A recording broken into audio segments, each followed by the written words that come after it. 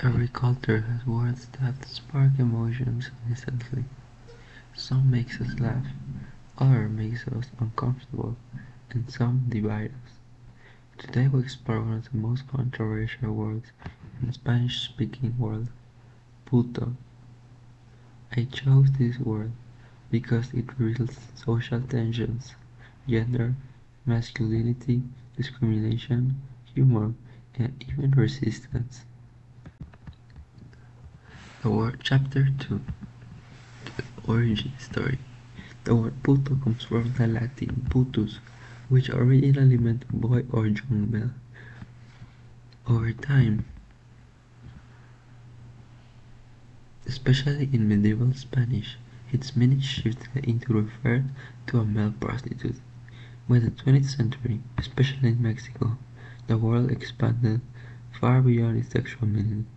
It became a general insult, often tied to ideas of masculinity, weakness, homophobia.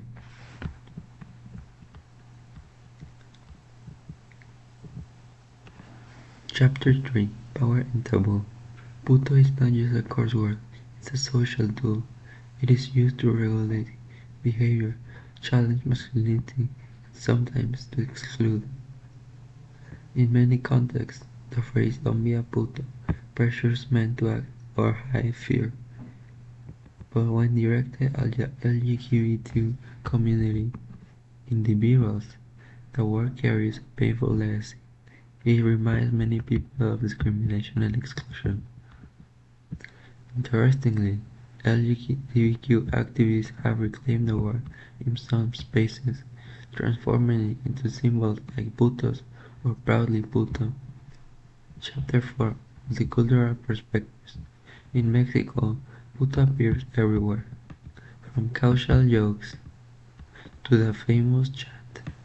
Among friends, it may sound playful, informal, or family environment, meaning it is highly considered offensive. In Spain, puto works as an intensifier, similar to damn or fucking. People say things like, "it's fucking cold," or "I can understand a single damn number." The offensive meaning disappears almost entirely. In other Latin American countries, the word remains strongly offensive and is usually linked to homophobia. Its impact varies, but its weight persists. Chapter 5: Human Perspectives. To understand how this word is perceived today, I looked up at public discussions, online debates, and comments from different communities, and made three interviews. These voices show how complex the word really is. Quote 1: When we shouted in the stadium, we're not thinking of sexuality. It's more like calling the goalkeeper a coward. It's tradition. This view is common among young male fans who grew up hearing the chant during matches. Voice 2: For us, LGBTQ perspective. For us, puto has always been a slur. Even if people say it's just a chant, it still feels like a reminder of exclusion. For LGBTQ individuals, the word carries emotional and historical weight.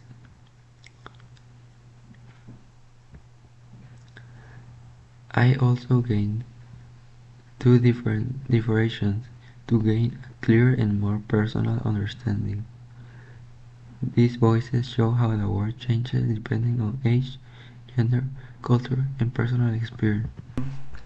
What do you think of the word puto? Do you think it's offensive and do you use it on your daily life? Yes, I think it's offensive. Um, I think also it's one of the insults in Spanish that are one of the most offensive against people.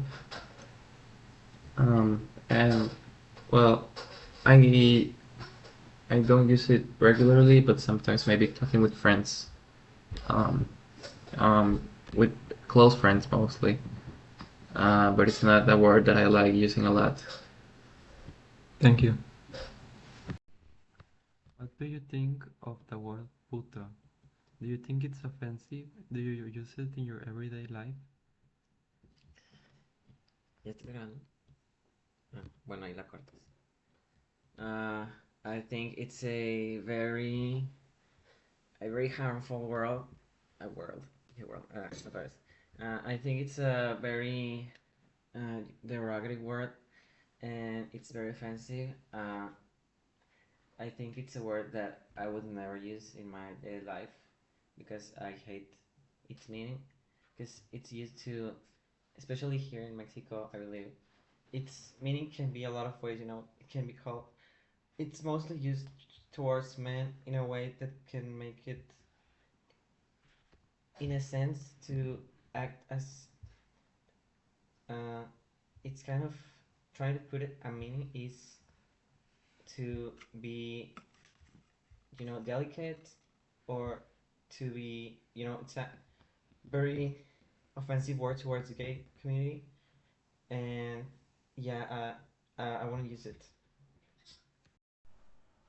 I personally think that the word is offensive, especially if it is not used with close friends, as is categorized and probably is in the category of offensive words.